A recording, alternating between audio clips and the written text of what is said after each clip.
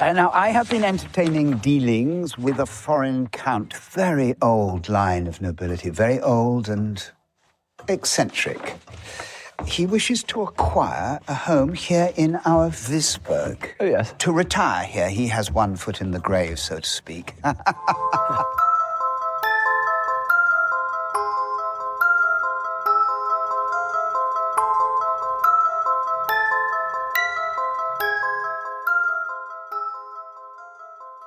You're listening to Scotty and Andrew, and this is Fun with Horror.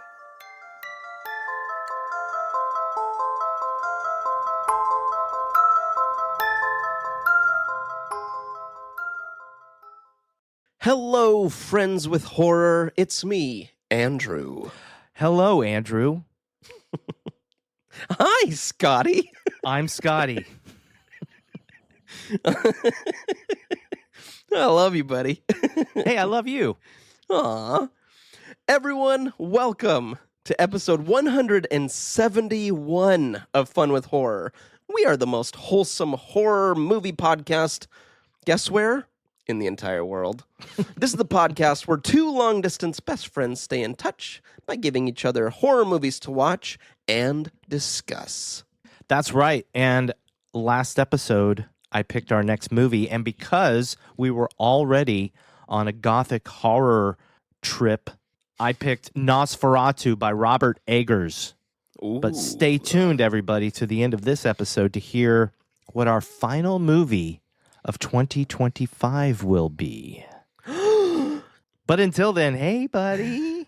Hi, buddy. Look Man, at you. How are you? Gosh, so in the last episode, I talked about how I wasn't feeling good. I was starting to get sick, I think, and I feel a lot better now, but you can still hear it clearly with my nasal congestion. And then also, I pulled my back out in the wonderful city of Seattle. So Wait, you pulled your back out in Seattle? it was in Seattle. Yeah, we went to Seattle for. I think it's through your back out, not pull your back out. Or threw my back out. See, I'm see? sick. Yeah, everyone. see? Oh, this is going to be great. If you get phrases wrong the entire episode, it's going to be the best episode ever. Well, you know what they say, a rolling stone gets moss when it wants it. So, you know what they say, you can lead a horse to water, but you can't make him do a backflip. God, we're so good at phrases. It's ridiculous. You know what they say, where there's a will, there's a dead body. By Stephen King. Yeah, thank you, Steve. Thank you. Hey, hey, guess what? We have a comment on Ooh, Spotify. yay. And Hooray. it's a very nice one, but it's on a very interesting episode. Anyway, let me tell you a little story here, Andrew. Ooh, please, yes. It's by Sophie Sparer. Okay. Hi, Sophie. Sophie commented on our Candyman Farewell to the Flesh episode. Oh, my gosh. You're listening to some doozies. Yeah. Oh, boy. Wowza. To be clear, the episode was amazing. The movie... To each their own. How about that? Hey, Andrew, what's Yeah. our least listened to episode? Isn't it? Is it Candyman 3? Day of the Dead? Yeah. Day of the Dead? Yeah. Yeah. Yep. Anyway, Sophie says, very nicely, Sophie said, LOL. I don't know why she laughed before saying it. Because we're hilarious. Yes, that's it. I think y'all have the best chemistry between hosts of all the podcasts I listen to. Fun with horror, indeed. Oh, that's really sweet. That's a very sweet comment. Thank you. Yeah, that's awesome. Thank you, Sophie. That is awesome. Oh, I would agree with you. We have some pretty good chemistry. I wouldn't agree with that at all, actually. It's you know what? It's finally time we tell people the truth. We are actually mortal enemies. Yeah. And our therapist said we should do this podcast to try and relieve some of this pressure. And 4 years later, we're still trying. We still hate each other, so we're still going. I was just about to say I hate you, and I was like, I can't say that. That hurts my heart. I could never say that. I hate you. Oh, gosh. action figure on my desk because I don't hate Andrew at all. Oh, gosh. I don't even hate I'll be my honest. action figures, though, man. My action figures Don't are pretty cool. Look, They are. I've got a chocolate Willy Wonka. I've got a little Snoopy trick-or-treater. Yes. I've got Godzilla, classic Godzilla. You know, I don't know if people know, Nice. but I love Godzilla. I've got Voltron. Oh, yeah. I've got sweet. and I've got Daredevil. Well, if the people don't know, Daredevil, Daredevil, is that the name? Daredevil? Dev No, Daryl. Def Daryl. Def Daryl is your favorite comic superhero. Def Daryl. It's like the opposite of Daredevil. He's deaf. Oh my god! But he can hear with his eyes. What? What's happening? That would be amazing. Oh my gosh! Hey, everybody. I'm Def Daryl. I can't hear, but I can see sounds because I'm Def Daryl. Def Daryl. Hey. Oh my gosh! Can you imagine Daredevil and Def Daryl just fighting alongside one another? I'd spend some good money on that comic. I'll tell you that much. Oh, boy. MCU, you can hire us now. Yep, you found your new writers. We're basically the Russo brothers. Yeah, but we're not brothers, and I mean, we're mortal enemies with a podcast. that's true. That's right. You know what else I wanted to bring up, buddy? What? Oh, I got a care package yesterday. You did? Yeah, Kate get from it? Down Under. Kate! Our good friend Kate. You know, I mentioned this in a previous episode. Kate is wonderful. Kate's a Yes. good friend of the show, good friend of mine now. Kate's the best. Kate is the best.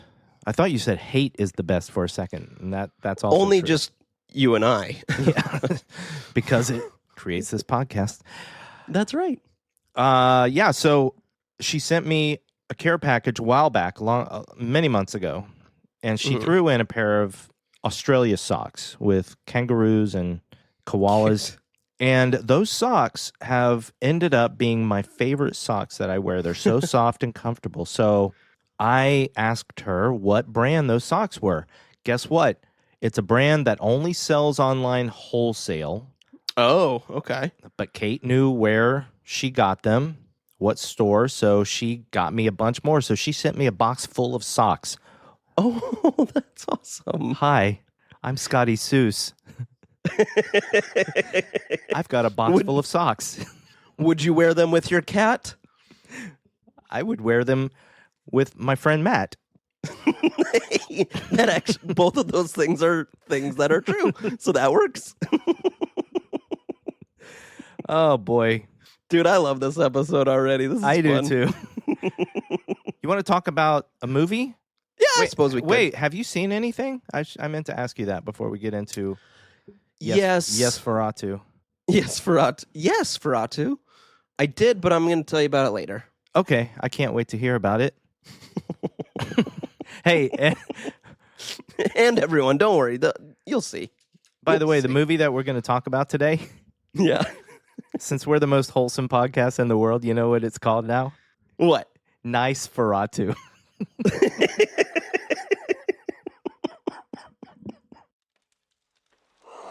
Leave there your conveniences.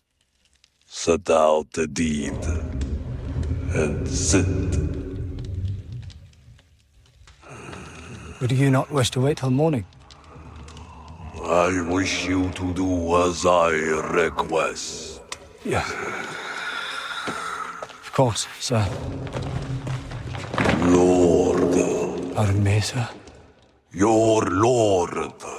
I will be addressed as the honor of my blood demands it. Nosferatu was released on December 25th, 2024. That's Christmas. It was directed and written by Robert Eggers, inspired by the Nosferatu screenplay by Henrik Galeen, and based on Dracula by Bram Stoker. It stars Bill Skarsgård as Count Orlok, Nicholas Hoult as Thomas Hutter, Lily Rose Depp as Ellen Hutter, Aaron Taylor Johnson as Friedrich Harding, Willem Dafoe as Professor Albin Eberhard von Franz, Emma Corin as Anna Harding, Ralph Ineson as Dr. Wilhelm Sievers. Can't do it. And Simon McBurney as Knock. I love that we have Galactus in 2 movies right in a row. 2 movies in a row. 2 movies in a row.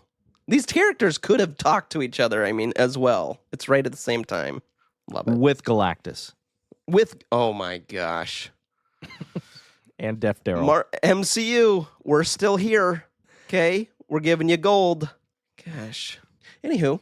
Yeah, hey. This is your movie, buddy. You picked this one. So, of course, before we do any spoilers, we'll give the people what they want. And let's hear, what do you think of Nosferatu? Well, I saw Nosferatu back when it came out in theaters. Mm-hmm. And I liked it a lot, but there was a couple things that were distracting me. There was a broken speaker in the theater, so there was some bass that had some distortion, I guess. Mm-hmm. There was also a weird red tint to the middle of the screen. Yeah. Now, these things weren't horrible, but they were noticeable by yours truly. So Right. I had some feelings about the movie then, so I was very, very curious to watch this movie again. So I'm going to get into this a little bit. Like, this Please. is no spoilers.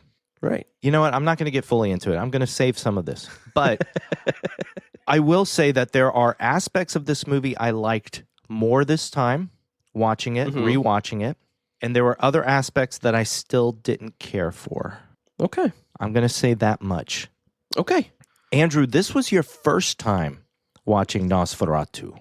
It was. What did you think of it? There's some really beautiful shots. There's a lot of beauty in this movie. There really is. And there's a lot of great acting. There's a lot of good things about it. That being said, I thought it was all right. All right. Yeah, and I'll leave it at that, and we'll discuss, my friend. We will discuss. We will discuss. Now, of course, if you know our podcast, this is where the spoiler warning comes.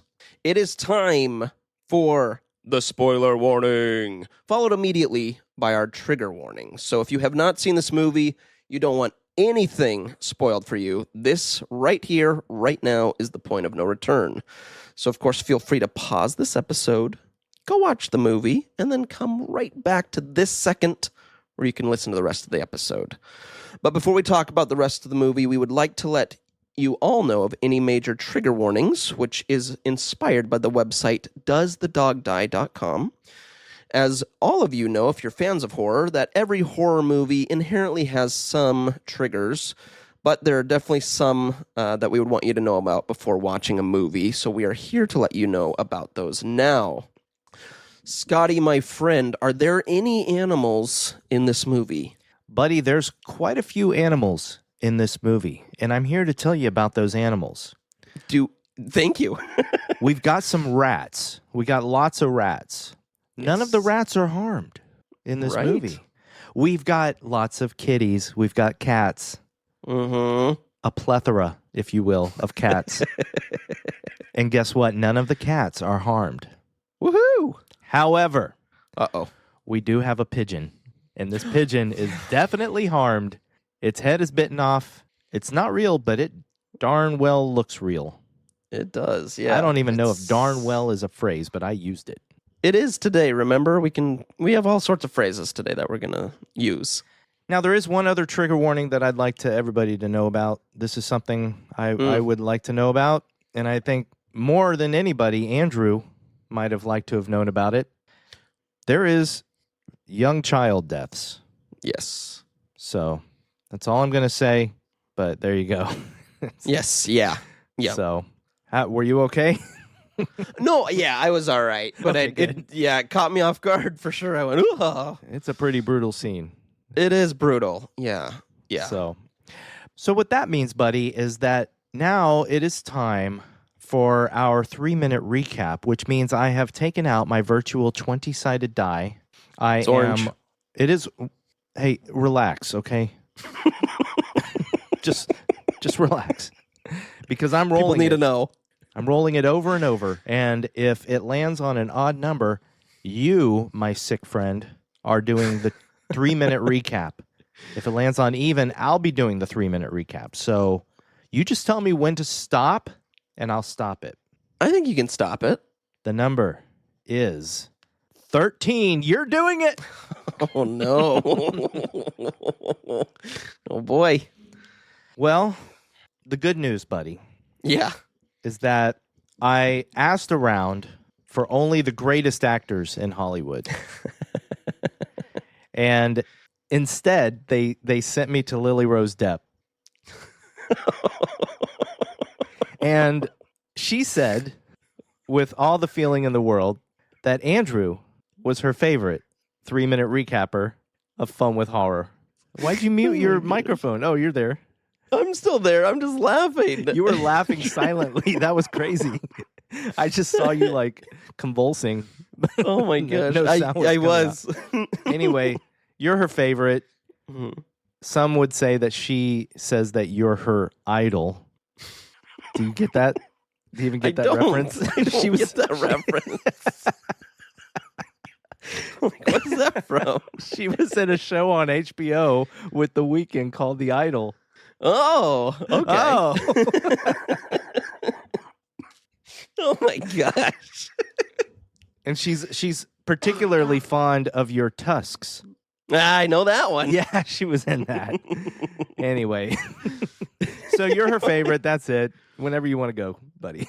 Oh gosh. Oh man, no pressure for Lily Rose Depp. All right, I do have my phone out because I'm going to look up character names. That's it. Yeah, I don't have so that- anything written down. So that you don't accidentally say Van Helsing. I did love his character in this, though. He's not in it. Did I watch the wrong one? Yes, you did. Uh-oh.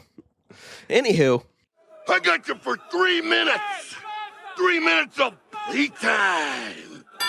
Ellen Hutter is young at the beginning of this movie and is saying a prayer or saying this chant out loud, and it wakes up Count Orlok, this vampire being creature that eventually gets kind of stuck on her, if you will, falls in love with her, likes her, wants to anything and everything that is her.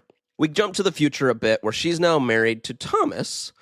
Thomas works at some place in I don't know, he's going to sell stuff. I don't really get it. But he's going to sell, he gets, his boss tells him, hey, we got this really rich count that wants to buy a place here. And he goes, great, I'll go meet with him. And he goes, that's the thing. He lives way out there and you got to go visit him. He doesn't want to do it, but eventually he agrees to it and says, fine, I'll go, but I need Ellen to be somewhere safe. So he brings Ellen to his good friend Frederick's place to stay and be safe. He goes, and when he gets there, there's all sorts of craziness. He stays at this hotel. There's gypsies outside. He wakes up one night where these gypsies like open a casket and stab this person in the casket right in the heart with a stake. He eventually gets to Count Orlok's place, and he's put in somewhat of a trance. During this time, Ellen is going and having some convulsions and things like that at night. She's having all these, almost like she's possessed. She's having these crazy things happen. Frederick and Anna don't really know what to do with her. They're freaking out, so they eventually call a doctor, Dr. Wilhelm, a.k.a. Galactus, and say, what do we do? And he recommends certain things, all of which, during this time, Thomas is still at the Count's house. Count Orlok is creepy as all. Again, it's kind of hypnotizing him and biting him and kind of sucking out some of his blood and all this stuff. Eventually, he wants to get out and get home to his wife. He does escape. He tries to actually kill Count Orlok, but it doesn't work. He escapes where he goes into a church and they kind of help him out, and he eventually gets back home to his wife. Ellen, during all this time, though, is going crazy, having all these almost like seizures, possessions. It's getting bad and out of hand because Count Orlok is trying to get to her. That we find that out. He really wants to get to her and be with her. Eventually, the doctor says, I know a guy that has some unorthodox ways that might be able to help. Dr. Albin Eberhardt von something. Franz. Thank you, von Franz. Played by Willem Dafoe, which is a lot of fun. Anyway, he's kind of understands the occult and things like that. So his doctorate, if you will, is not necessarily medicine, but more spiritual based. Eventually, they realize through some tests and everything that there's this Count Orlok that's trying to get to her, who's this known being, this known entity, and they need a fight. Eventually, Thomas finally does make his way home, and Orlok does as well. He gets on a boat, causes what everyone thinks is the plague, but he's just a creeper on the boat. Eventually, though, Helen, is that her name? Ellen, is with the Hardings. Orlok shows up. She yells at him. He says, you need to start coming with me or I'm going to basically hurt everyone or kill everyone. Eventually he does. He kills the Hardings. He kills the Hardings' daughters in a very gruesome scene, as mentioned earlier, which we'll talk about. Everyone gets back. Like I said, Thomas is back now, but he realizes there's some crazy stuff. They all kind of team up to figure out what they need to do. Albin, the professor, does his research and looks up kind of what has happened before with this sort of being and realizes that the one it loves can kind of almost manipulate it in a way to stop it. And so they all go to look for it. Orlok, they can't find him. Eventually he goes to see Ellen, and Ellen takes him in her bedroom where he essentially starts sucking blood out of her, and it's kind of a naughty scene. But eventually she holds him there and keeps him there and waits until the sun comes out. And so she's getting her blood sucked out. She's very weak. She's dying, but she waits until the sun comes out, which does kill Orlok. Everyone comes in at the end to see that she's essentially sacrificed herself to stop this menace and has died in the process. And that's how it ends. Andrew. Yeah. You came in just under 3 minutes. Woo! Yes.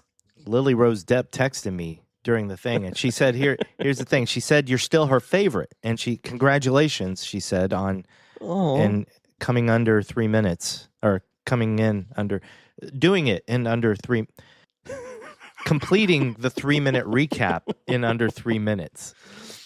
Thank you. However, she's only going to listen to you do 3-minute recaps after you've been sick because your voice is so sexy right now. Yeah, I'm sure. It's real sexy. All the nasal. That was good, buddy. That was good. That was tough, man. I was like, this was one. I was so prepared last time for Frankenstein. I was like, I got this. And then you got it. And this one, I was like, boy, I am not prepared for this. And I got it. You got it. That's how the cock crows, as they say. Which is interesting because Robert Eggers, in his commentary, mentioned that it's not completely the sun that kills Orlok. Because according to what Von Franz tells them, right, it's the first crow of the first time the cock crows in the morning is what kills him. Right. Yes. So if you right. watch that scene, he doesn't die until the cock crows. That's true. You're right. That's why you're here, to help me with this. Okay? Well, here's the other reason I'm here. I want to lay down some science. Ooh, I do like science. And see if any of this sounds familiar to you. So here's the thing. Okay. When I went to see Nosferatu, well, let me first admit to everybody out there, and I'm ashamed to admit this slightly, but there's many movies you and I have not seen, and one of those movies for me is the original 1922 Nosferatu. I am right there with you. I've actually not watched the original, so I'm there with you, my friend. Thank you. Thank you for holding my hand through this. I appreciate it. I'm right there. Hey, I got you. Baby Blue. Baby Blue. Yeah, so anyway, I went to see this movie. I had no idea that the original Nosferatu movie was an adaptation of Dracula.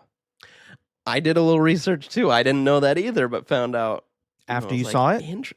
Yeah, because I was like, what is Nosferatu? Because I'm like, there was the scene on the boat, and I was like, I feel like this is a little Dracula-like. Yeah. And sure enough, they kind of did something naughty. They made a movie without rights. Yeah. Which was interesting. It's an unauthorized adaptation of Bram Stoker's Dracula. It's wild. So I didn't know that. So the first time I watched this movie, I got to admit, I was a little bored because I was like, I know what happens. Right. He's what the hell? He's gonna escape Dracula's castle, and then Dracula's gonna make his way across the sea on a boat and kill everybody. Yep. Then he's gonna get there, and then they're gonna kill Dracula. But I mean, there's some slight changes at the end. Right. Right. But the rest of the movie is pretty dang close.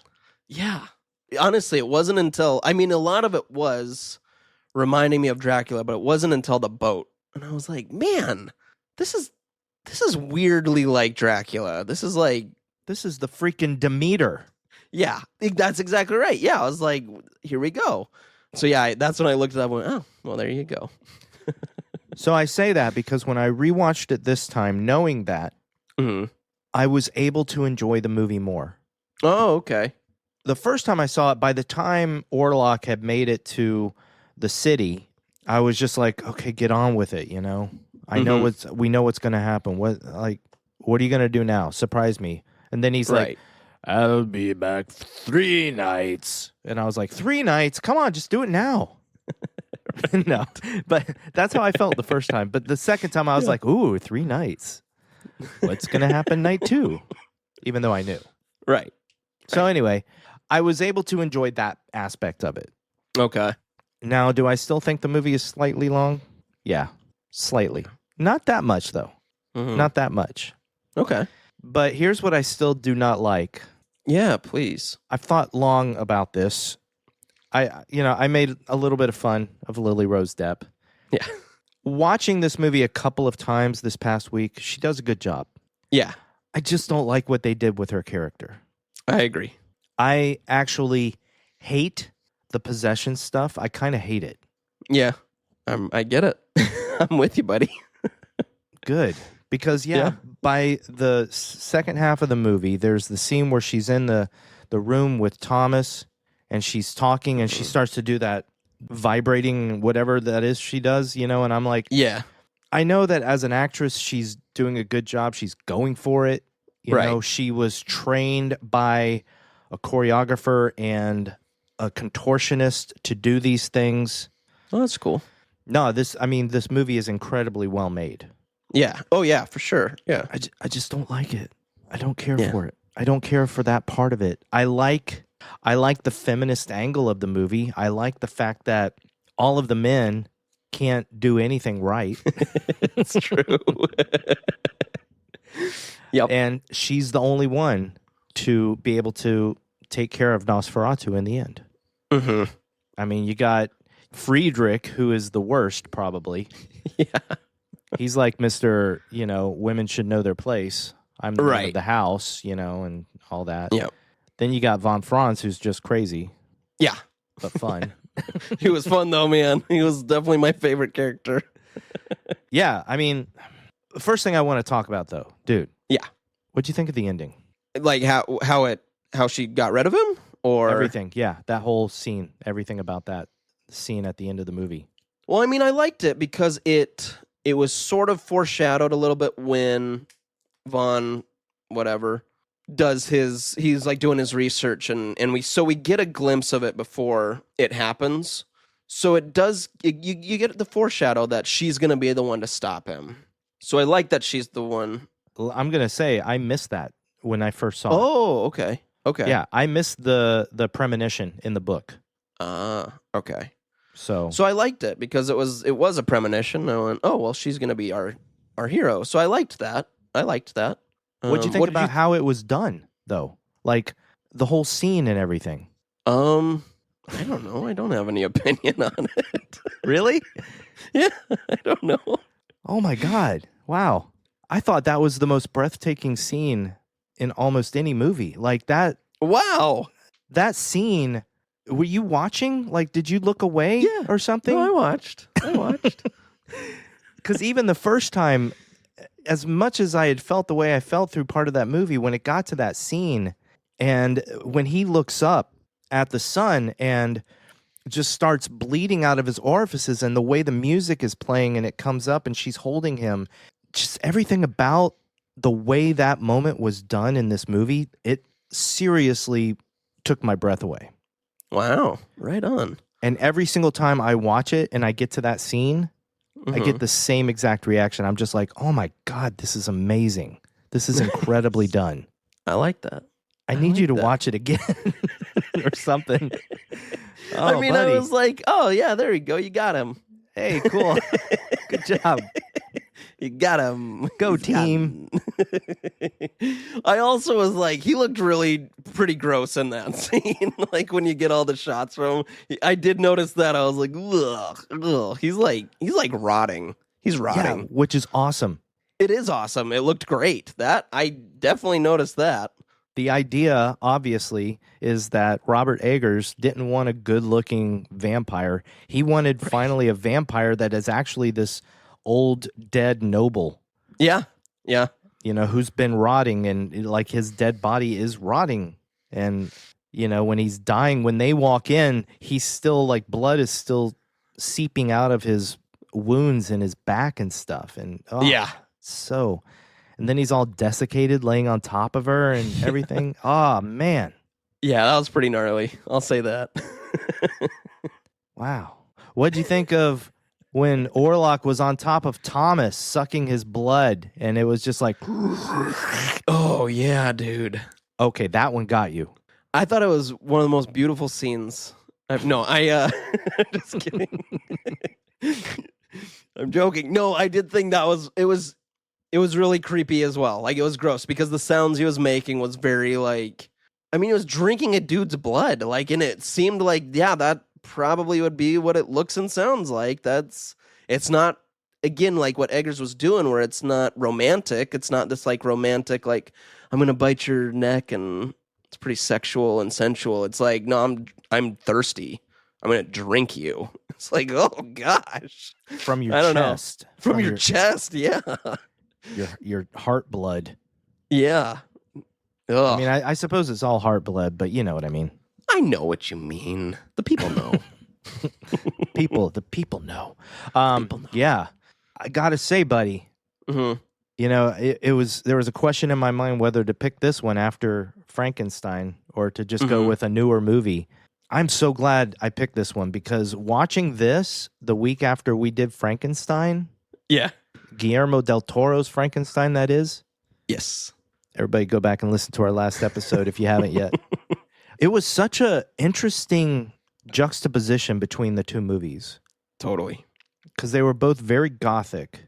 Mm-hmm. But in one, you just had this very vibrant, colorful world.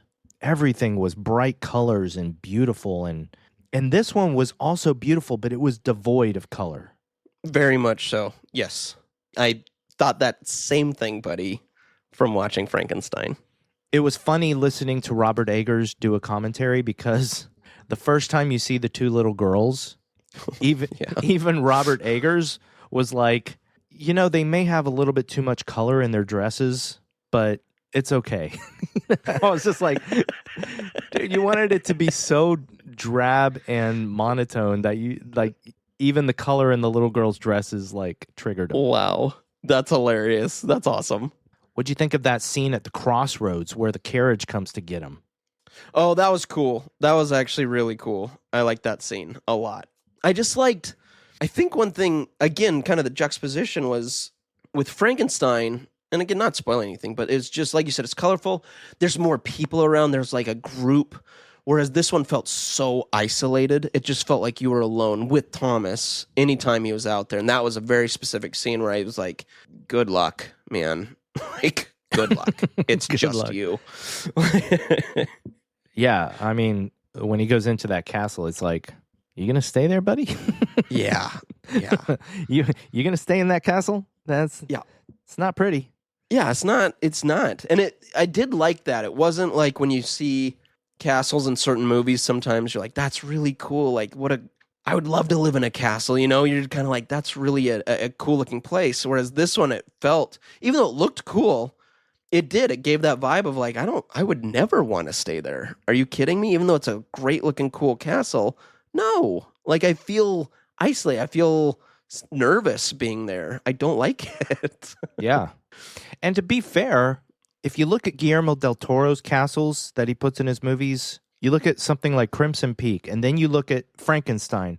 He also enjoys having unwhole structures. Yeah, You know, like yes. like the castle in Frankenstein. It's not a beautiful. I mean, it is beautiful, but it's not like well furnished and pristine. Right. There's still growth, like plant growth, growing through the floors and everything, and that's what Guillermo del Toro does. And it's almost like Robert Eggers does a different version of that. You know, That's a good way to look at it. Yeah, you're right. That's true. where it's also unwhole, but this one is more. It sucks the soul out of you by being there. It does. That's a really good way to say that. It really does. Yeah, just bleak. Let's get to the true thing. What did you think of Bill Skarsgård? Well, so I said that Willem Dafoe is my favorite character, but I will say Bill Skarsgård is such a fun character actor. I mean, when you see him as Pennywise, he's a blast. Like, he's scary, but he's so much, you can't take your eyes off of him. This was the same thing. I couldn't take my eyes off of him. He played it so well. His accent was like perfect. There, like every time he talked, I was like, "Oh yeah, talk more." Like that's phenomenal. I liked his look. I'm not sure why the mustache got so much bash online. I liked the mustache, man. I was like, "This looks cool."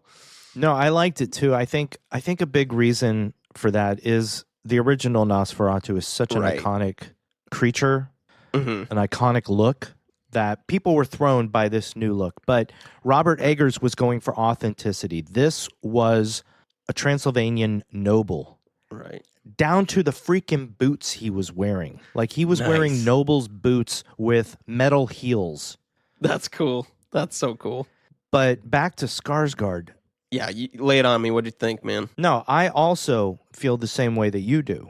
It's incredible to me that no matter how many times I watch this movie, I do not see a single detail or sign of Bill Skarsgård in there.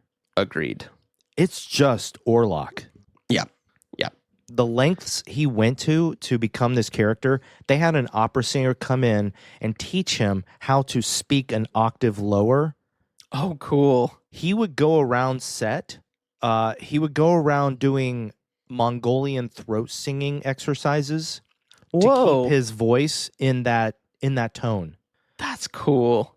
So like if you watch interviews with him when he's talking about Pennywise, you can see interviews where he just kind of falls into Pennywise real quick Yep. and then Yep. falls back out. He doesn't do that with Orlok because Orlok is not a character he can just fall into. He's got Right. to really change his voice and get really deep into that character.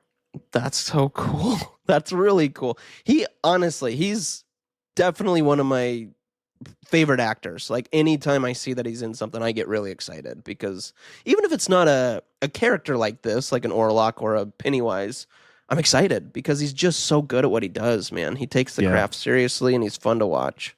I totally agree. He's become one of my very favorite Yes. because I remember when I first saw him on Hemlock Grove, Oh, yeah. That's right. didn't like him. Didn't like Oh, him really? that much. Yeah, I like the main character in Hemlock Grove, but I kept watching Bill Skarsgård in that, and I was like, ugh. So when I heard that he was in a movie, and I think it was probably it. Yeah, I think that was the first movie I heard of him in. Mm-hmm. And I remember, I don't know, I wasn't worried, but I was like, oh, really, that guy? Okay, well. But then I saw a picture of Pennywise, and I was like, oh, I like that. Nice. Yeah. So I wasn't too worried. But if it had been anything else, I would have been a little more worried because Mhm. I felt like he was a little bit wooden in Hemlock Mhm. Grove. But I have to go back and watch it now to see if I still feel the same way. I would too. I haven't watched Hemlock Grove in honestly since it came out, which Yeah. was quite a while ago. So I don't even remember if I finished it. I don't think I did. I'm almost positive I didn't finish it. Interesting one to go back to. All the other acting was fantastic. Agreed. Yeah, I will say it was fun to watch. So I like Aaron Taylor Johnson. He's always fun to watch. Again, someone I really like. He's great in what he does. It was fun to see him though because he was so one. It's always good to see him when he can actually be himself. Accent. He doesn't His have his accent. Yeah, thank you. He doesn't have to do an American accent, which he does phenomenally, by the way. But it was fun to see him do that and also be kind of this aristocrat, sort of like, the higher up, the way he acted. He did a great job. It was fun to watch. I liked watching him because you see some of those older movies, black and white movies, where they're kind of like that, and you're like, yeah, that's great job, buddy. Like, he just did a great job. He's the 1838 version of a douchebag.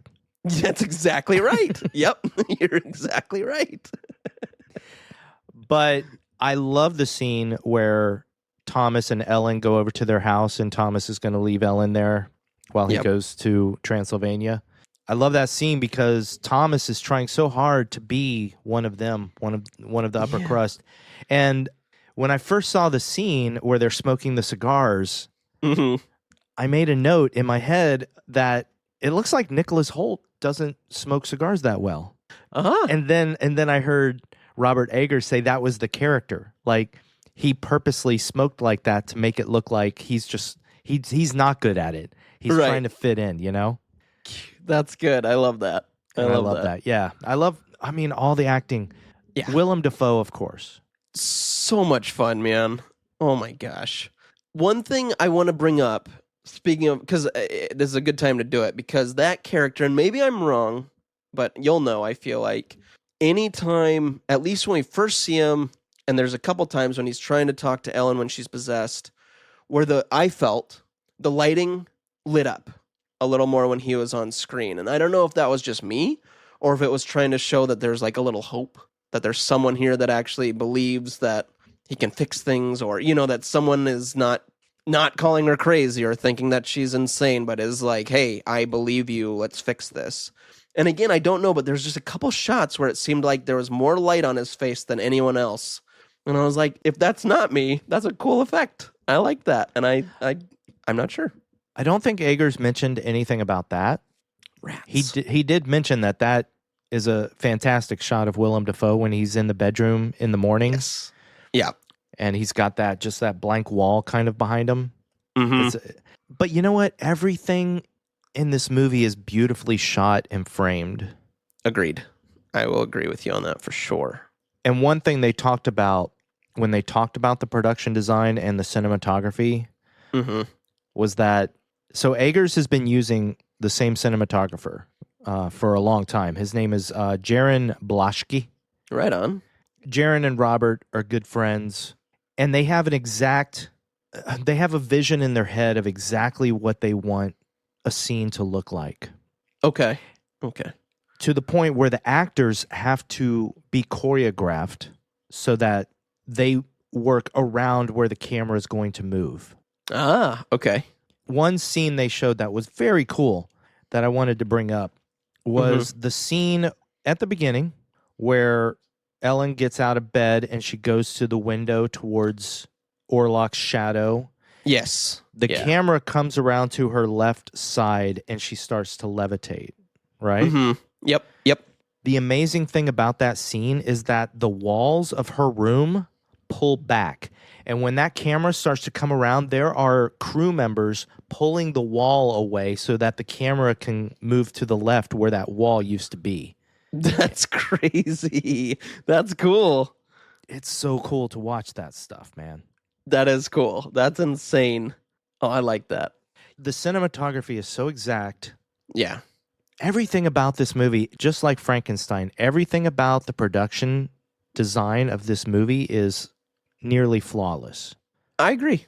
There are details in every single room of this movie, in every shot, that people aren't going to notice. But Eggers made sure to put these details in there so that it would feel authentic. And that's one thing I wrote down, that this world feels so authentic and real. No, I completely agree. It really did feel like we were right there with them at that time frame. I 100% agree with you. That was not a real city. That was a set. The entire city was a set. Really? That's cool. They built like a 5-6 block city set to shoot in because they couldn't find a city that looked 1838-ish enough. Right. So right. They just built it. Oh, that's really cool. Gosh, they should keep that up wherever it is. If anyone's making 1800 films, use it. Talking about the way they shoot, the scene where Thomas enters Orlok's castle. Yeah. There's another one. So that's okay. I'm tripping over my words because I'm not sure what I want to talk about next. But I think what I really want to talk about is how, once again, we see a movie that is almost fully practical, you know? Mm-hmm. Everything you see is partially, at least, practical, augmented by CG. Right. Yeah. So when you see the city streets, yes, there might be some taller buildings in the background that are CG. Right. But everything around the actors is real, you know? Yep. I get that. The famous shot where the carriage is taking Thomas and you see Orlok's castle in the background, and then you see the wolves chasing after the carriage. Yep. All of those were practical shots except for maybe the castle. I don't know if the castle was a real one. No, it wasn't. It was CG. But everything else was practical, but filmed separately because you couldn't have wolves running after horses because the horses would get scared and could get hurt. Right. So they filmed the wolves chasing just an automated carriage. Cool. Then they filmed the carriage with the horses going down this path, and then they put everything together, and it's just incredible, man. That's really cool. I actually didn't know that about that. So that's really cool that they did that. I love that.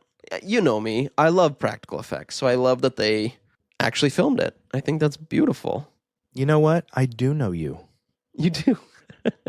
You know what else I know that you liked? Ooh, what? I know that you liked how they kind of hid Orlok in shadows for a while. Yeah, I sure did. Oh, I love that shot. Yeah, where we see the curtain in the window. You know, it's kind of coming inside the building and the camera goes to the side and we see his shadow within the curtain. I was like, oh, that's pretty. That's a cool shot. That whole moment, though, is it's just him in shadow. You don't see him physically.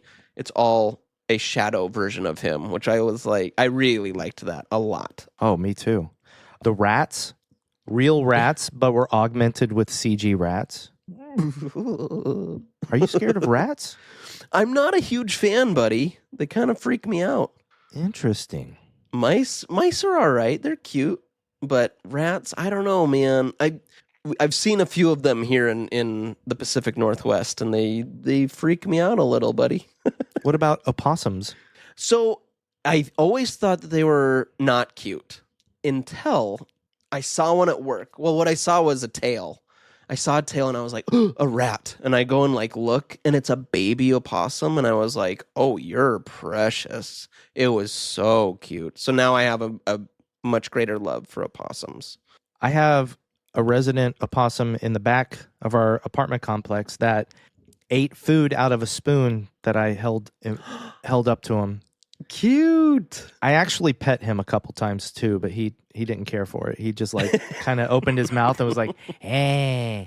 But he still let me do it, and then he eventually like backed away. That's funny. I do love opossums. They're cute. They are cute. Yeah, I agree. Did you know, buddy? I'm going to tell you a Scotty fact. Yay! That's going to come full circle to this movie because we're talking about Love animals. I used to be in a band. I used to be in a couple of bands when I was in my early 20s. Yeah. I used to sing for a couple of bands, and the first band that I sang for was called Coup Pigeons. COUP, as in coup d'etat. Ah. Coup Pigeons. You get it because pigeons also coo? I do. I love it. You get the Coup play on pigeons. words? I got it. No, yeah, I got it. That's good. Cool. So yeah, I also thought as an animal lover, it's a disturbing scene when Knock eats the head off the pigeon. Oh my gosh, yeah. But as a movie watcher, I think it's incredible how well that scene is done. I agree, because it seemed like he had a real pigeon and then he kind of put it down for a second, pulls up something, but it was so fast. No, he holds it down while he's talking. Yeah. And you yes, think, that's oh, right. maybe he's doing like a little like sleight of hand down there.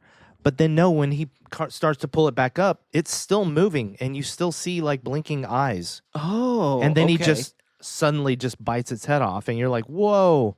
Again, he bit the head off of a fake pigeon, but they augmented it with CG. Ah, very good. Okay. So at the beginning of the shot, it's a real pigeon, and he's holding a real pigeon. But then when he goes down below and he brings it back up, he's holding a fake pigeon, and then they augmented that with a CG pigeon. And That's oh my God, cool. it looks so real. It did. Yeah, that was gross. Like, that was really, really gross. Okay, so I like the idea. I really do like the second half of this movie. I love the fact that Orlok is causing a plague in this city and that everybody is getting sick. And how killing Orlok stops this plague, I'm not sure, but it does. Yeah. I don't know. Just There's go like with it. vampire lore where, if anyone's a vampire and they kill the head vampire, they all turn back. Or it just depends. I'm like, Yeah, I guess it's similar to that, right? Where once he's dead, the plague kind of goes away. Yeah. I'm going with it. I'll go with it too then. Nice. But I like the idea that he comes to Ellen Mm-hmm. and he says, you have 3 nights to accept me, to offer your love to me. If you don't, I'm going to kill people closest to you. Mm-hmm. And so night 1, he takes Anna. He makes Anna. Oh, man, she's laying in bed with Anna. Yeah. And then she wakes up and Anna's on the side of the bed being gnawed on by rats. Yeah, dude. Yeah. So good. Yeah. It was good. It was creepy, and it was... Yeah, it builds up very well as well, because it does the whole, what is that sound? Build up the sound, and you know it's not going to be good. Yeah. And you hear the rats. Yep, yeah, exactly. Oh. See, I like how, in my mind, I thought she was going to be dead and that the rats would have been eaten, a bunch of That's her. what I thought too. Yep. But no, they're gnawing on her, and she's got the plague. Yes. So then night number 2, big macho Friedrich, not Frederick, Friedrich. Yes, thank you. Friedrich. It's hard to say. It's hard to say, buddy. Friedrich. Almost as hard to say as Guillermo del Toro. You want to try it? Guillermo del Toro. No, you can't. It's so hard. Guillermo I'm del still Toro. waiting to see if we get any comments. It's not Guillermo, it's Guillermo. Guillermo. There you go. You're just trying to Guillermo. roll your R and you end up making an L sound. Guillermo. Guillermo. Friedrich. Anyway. Friedrich. Anyway, Macho Friedrich is passed out. Nosferatu, Orlok, puts him to sleep. Yep. And then you hear the kids screaming. Brutal, buddy. That was brutal. I'll tell you what, buddy. The first time and the second time that I saw this movie, the brutal scene was when they open the door and Orlok is dropping one of the girls and then taking his mouth off the other one and blood is dripping from his mouth and he just drops her dead body. Yeah. That's brutal. Yeah. The third time I saw this movie, the brutality is listening to them screaming and knowing, because you get to see it in a moment, knowing what he's doing. Yeah. Oh, geez. That's the disturbing part. What a scene. That was brutal. I'm sure the sound design knew what they were doing, because when he drops the girl, you hear the thunk. You're just like, oh, that's awful. Yeah. I don't want to hear a little kid drop. Oh, my gosh. But I got a question for you, buddy. Yeah. 1838. Yep. The 2 little girls die, and so does, I guess, Anna does too, in the middle of the night, right? Yeah, I think so. Yeah. How are they able to get a funeral and caskets and everything ready and everything by the next day? Man, that was Was fast. it the next day? Of course, because that's the 3rd day. Oh, duh. Yeah. He's rich. I guess, man, but it's Maybe they had planned all that back in the day, because 1800s, people weren't living long. There was just disease and everything, so maybe they're like, hey, we already bought our caskets, we already got everything ready for when we go. I don't know. I have no idea. There's a scene on the cutting room floor probably of Von Franz running into the mortician going, quick, I need coffins. Quick, we have to put together a funeral in an hour. And then the funeral director's he's like the light of the movie. He's like, I've got this. And then it does type music where you're like, oh, this is nice. Oh, yeah, porn music. Oh no! He's like, somebody asked for a casket. Oh no! Speaking of porn, though, Oh no!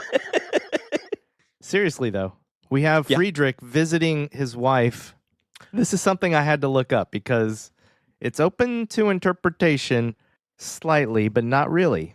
Okay. Friedrich goes to visit his wife and kids in the tomb, Right. or whatever that's called, the mausoleum that they're in. Right. And then he's sick. You can tell he's got the plague. Right. Because Right. before he opens up her casket, he spits up blood on it and everything. Right. But then when Von Franz and Thomas find him there, Yeah. he's dead on top of Anna, lying between her legs. Oh man.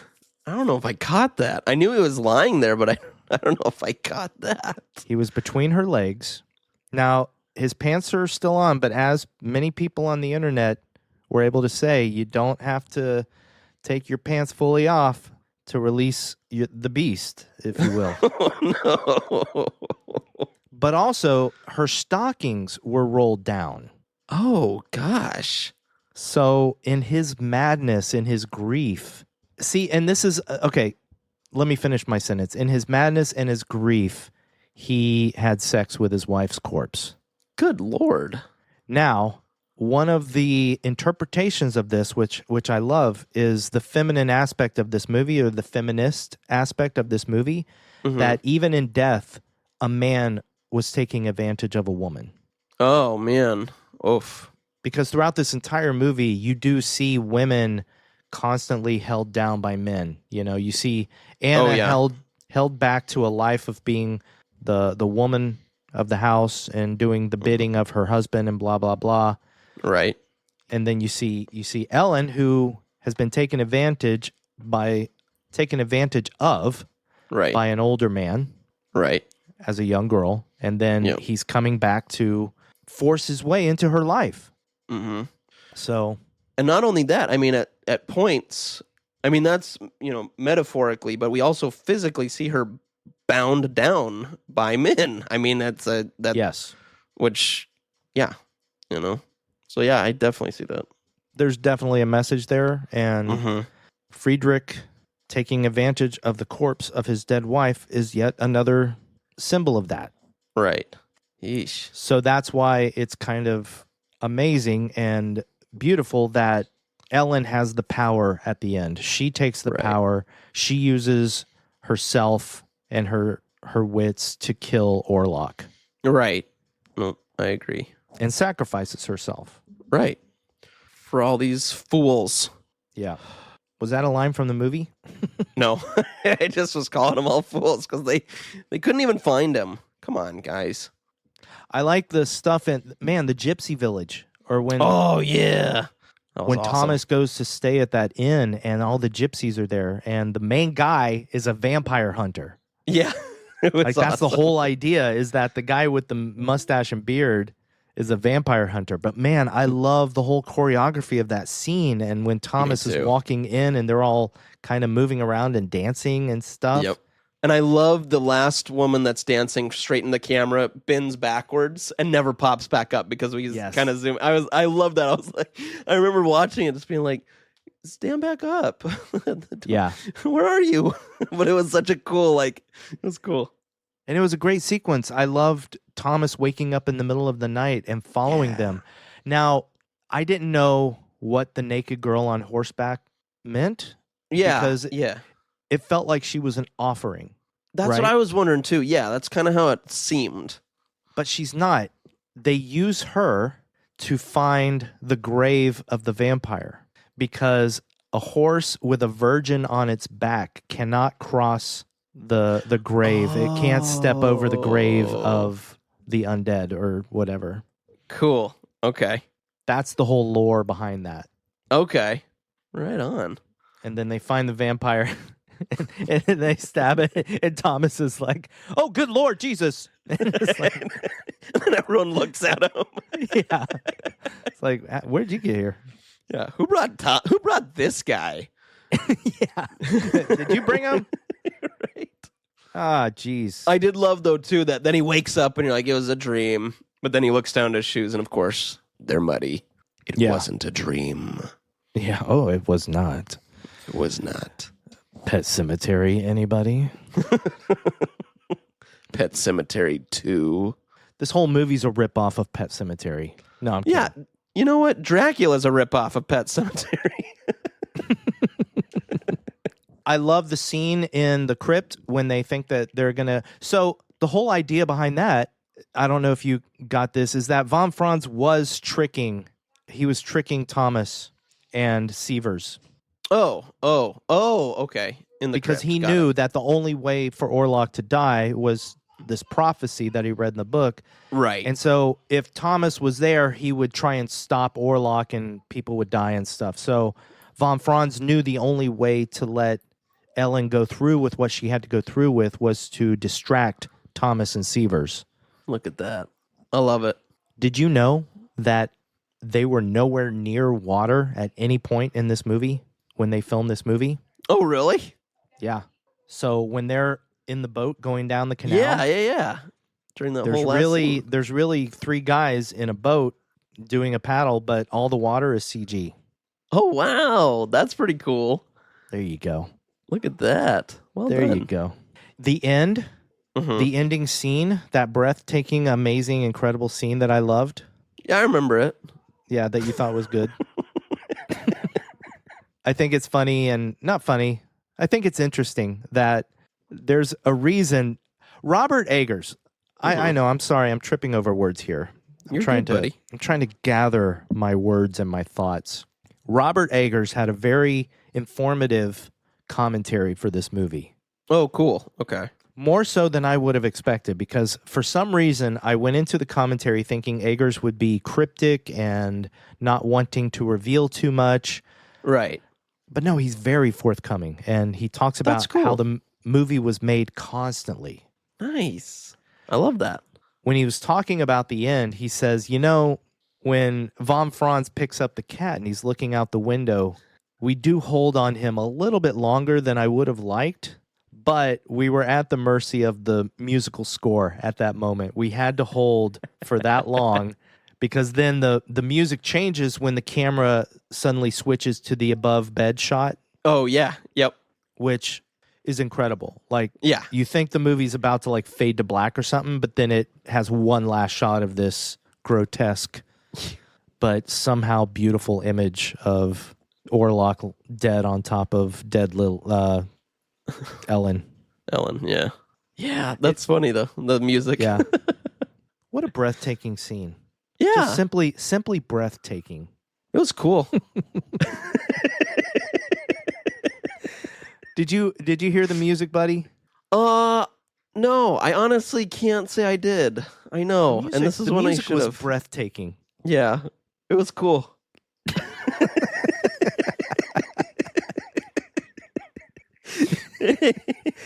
So the music was done by a composer, good friend of Robert Eggers, named Nice. Robin Carolan. Oh, okay. Robin Carolan also did the score for The Northman Oh, okay. Nice. that Robert Eggers did. He did that with I forget somebody else, but it was him and somebody else that did The Northman. He did all the music for this. I was Nice. incredibly impressed with the music in this movie. Nice. There are so many beautiful moments, especially the very beginning. The music that opens the movie is absolutely beautiful. And then the music during that final scene with Orlok's death, the breathtaking scene. All right. Oh, it was pretty cool. So I really liked the music during that scene. And then if you listen to the music during the credits, it's also beautiful. So I got to re-listen to it then, man. I do. Yeah. See, this is another one. I don't know how fast you would want to jump back into this movie, but at some point in your life, when you watch Nosferatu again, I think you'll like it more. Okay. All right. I think you're going to be like me, honestly. I think from what you've told me, Mm-hmm. I think that you'll still feel the same about possessed Ellen, Yeah. but I think that knowing the structure of the movie, you're going to be able to enjoy other things better. Yeah, I mean, my other quibble was I kind of what your first thought was, or I felt it was a little too long. I was getting a little bored during a bit of it. Where I was like, all right, I'm ready for us to move on. And yeah, but this time I didn't feel that as strongly. Like Right. maybe a couple scenes, but like I said, it's the stuff with Ellen. If they cut out some of the possession stuff, I Yeah. think the movie would flow much better, you know? Yeah. I don't know. I just didn't care for that side story of her. And the whole thing is she has these psychic abilities, these psychic powers, basically. And that's how she was Right. able to call out to Orlok as a teenager or as a Right. young woman. I don't know how old she was, but she was Yeah, young. I know. Yeah. But the other thing, let's see, what else do I want to mention? The subtitles. Come on, the subtitles were cool. They were cool. I agree. Not breathtaking, but cool. They were cool. No, it was. I looked at it as an homage to the original Nosferatu, which is all subtitled. It's like the old school where they talk and then the words come up on the screen. So I'm like, oh, fun. I like when Thomas is sat next to the fire and he's looking at the statue and the statue kind of turns its head. Yeah. Yep. That was a cool moment. That was cool. What else you got, buddy? I know. That's what I was just looking up. Oh, I liked Orlok in his coffin. When Thomas finds Orlok in his coffin, and Yeah. he opens it up, and there's rats in there, and Orlok actually has maggots on his body. Yeah. Oh my God, dude. Yep. Oh, and then we see his dong, the infamous dong. I wasn't going to mention that. I I mentioned got a question for you. I got a Yeah, question buddy. for you. What's your question? Was there anything wholesome about this movie? Oh man. Anything wholesome? It's not a trivia question. I'm just asking you if you Oh. can think of anything wholesome about it. Well, I mean, there's kids in it. Kids are wholesome. Yeah. Yeah. Yeah. I would agree. I think the first time we see the little girls is slightly wholesome. Yeah, I'd go with that. I don't know. I can't think of anything. I don't know. I just thought, hey, we're supposed to be a wholesome podcast. We never really talk Right. about what's wholesome in movies. That's true. That is true. We don't. So But- I picked the most bleak, unwholesome movie to ask you. No, it was fun. Uh, It was fun. It was fun. I would also say that the nuns saving Thomas's life was slightly wholesome. I would say that's pretty wholesome. Yeah. Yeah. I mean, they used their faith to fight back the influence of Orlok enough so that Thomas can make it back to the city. There you go. Wholesome. You know what? To be with his love. That's pretty wholesome. Love is wholesome. Love Boom. is wholesome. I'd say this whole Although movie's wholesome. I'd say that sex scene isn't very wholesome. Yeah, so you're right. That was a very uncomfortable scene. Yeah. Yep. That's yeah. Yeah. I would agree. Ready for 3 questions? Let's do it.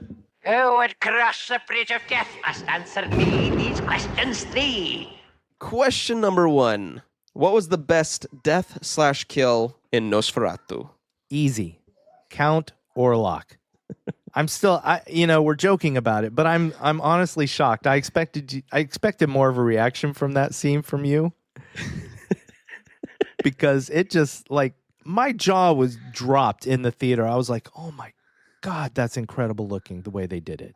Yeah, I hate to disappoint, but I don't know. I just was like, this is a cool scene. I need you to come sit on my couch and watch it on my TV with my sound system, with the music building and to a crescendo, and See, the way the light hits his face and the blood is just pouring from his mouth and eyes and ears and everything. Oh man. true. I know my TV has little handprints all over it, so maybe that's part of it. Are you kidding? No. Have you tried wiping them I off, have. Andrew? I have. Yes, I'm teasing. Oh like my they're God. gone, but I'm making a joke. And of all movies, the handprints would show up the most in this dark Yeah. movie. Oh my gosh. Yeah. What did you think was the best killer death in Nosferatu? I'm gonna go with the same one. I mean, yeah, it might not have been as breathtaking to me, but it was a great death, and it was nice to see evil die in a foreshadowed way. I thought that was cool. Yeah. So Yeah. I agree. Yeah. Thank you. You're welcome. Question number 2. Was this movie scary? Actually, I think to some people, some of this stuff would be very frightening. Mm-hmm. Robert Eggers set out to make a scary vampire movie again. Mm-hmm. He said that, vampires aren't that scary anymore, and he wanted to correct that. So I think that there's some very frightening moments. Not a movie that stuck with me and scared me. Mm-hmm. I was more enthralled by the visuals of the movie. Yeah. What about you? I think the exact same thing. People I could definitely see being nervous about this one. And even though we weren't fans of the possession stuff, maybe I know people get kind of nervous about possession type stuff as well. So, but again, same with you. It didn't stick with me. So it wasn't too scary for me. Yeah. Question 3. Did you have fun with horror? Surprisingly, I did have fun with horror. On the outside, I wouldn't think that this is considered a fun movie. Right. However, watching Bill Skarsgård as Count Orlok is fun. Yeah. And it's also just fun watching the craft, just the pure genius that went into making this movie. Nice. So, yeah, I would, on a lower scale, I would say that this movie was pretty fun to watch again. Did you have fun with horror, Andrew? I'm going to steal your answer because that was a really good answer. I mean, it really was, because I'm sitting there and I'm like, you're right. Watching Bill play that part was fun. It was really a joy. And like all the details you were talking about, I'm like, that's really cool.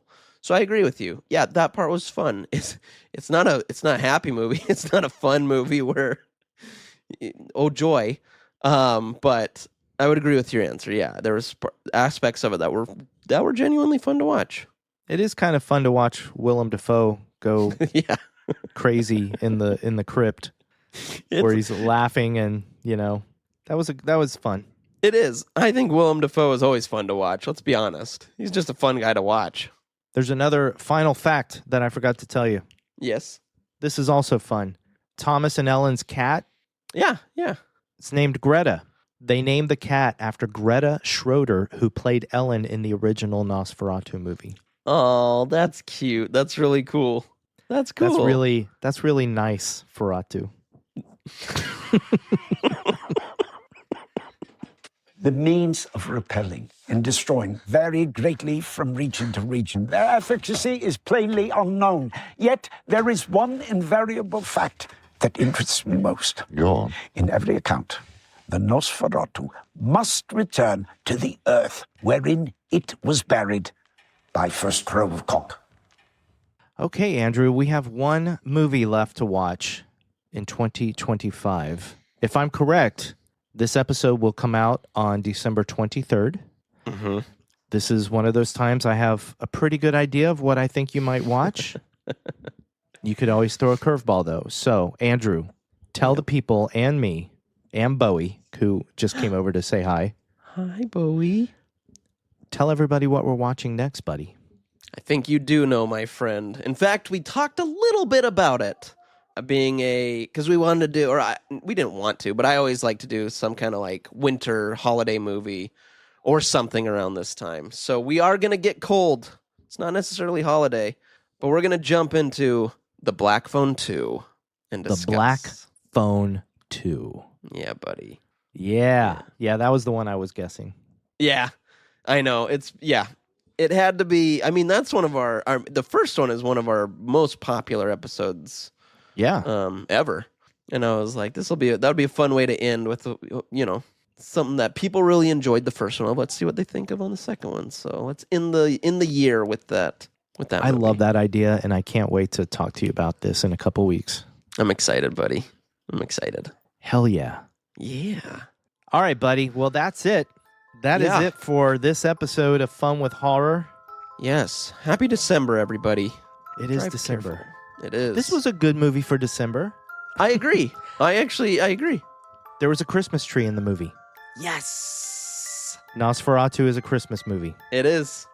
Die Hard is also a Christmas movie. I'll But we die didn't on do that Die hill. Hard. We didn't, but I'll die on that hill. I don't think that's that controversial. It's a Christmas movie, and it is. But we didn't. That's not horror, Andrew. Nosferatu is a Christmas movie. You're right. Nosferatu. Okay. That's a good one for Christmas morning. Hey kids, get your Yes. presents. We're putting Nosferatu on. That's what people did last year. They opened presents, then they went to the theater to see Nosferatu. That's right, because it came out Christmas. What a good Christmas movie. Christmas. Wow. Christmas with Nosferatu. Jingle bells. Jingle bells. That's exactly it. Hey, buddy, I love you. Hey, buddy, I love you. And everybody out there, we love you. We love all of you. Thank you so much for listening to Fun with Horror, and thank you for supporting us. Yes, thank you so much. Thank you, thank you. We hope we didn't go off the rails too much this episode. I think it was fun, man. That was a good time. Well, of course, we thought it was fun, but who knows? Like Bob down in Dixie, he might not. Is Dixie a city? Sure. Yeah. Or is it just Winn-Dixie? Have you ever been to Winn-Dixie? I never have been to Winn-Dixie. I've been to Winn-Dixie. Have you Have ever you been to Piggly? Have you been to Piggly Wiggly? No? Yeah, I've been to Piggly Wiggly. Look at you. Good night, buddy. Good night.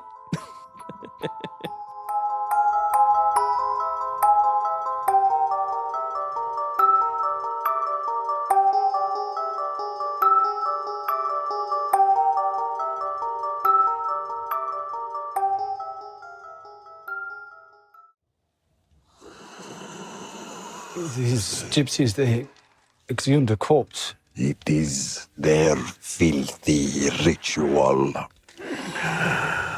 What manner of ritual? Speak not of it again!